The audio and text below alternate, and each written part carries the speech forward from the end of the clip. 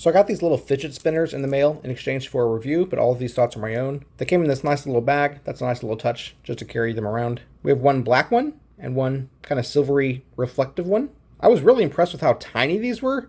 I didn't realize they'd be so small. I'm gonna measure them real quick. At its widest point, it is 7/8 of an inch long. If you just measure the diameter of the circle, it's 5/8 of an inch in diameter. So yeah, this thing's small. It spins really, really well. I was just super impressed with this. Makes a nice satisfying noise when it spins as well.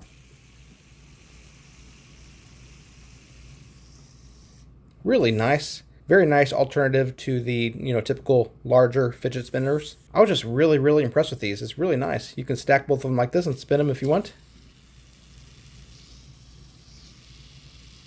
Very cool. Spins very smoothly. Really good bearing inside there. Seems like it's made of good materials as well. Seems like it's going to hold up really well. If you spin them slowly, they're basically silent. Being so small, they can definitely fit very easily inside your pocket or purse. Yeah, I just think that they're really nice, really well made, and I recommend them. There's a link in the description. If you order through that, I get a small commission. I would greatly appreciate it.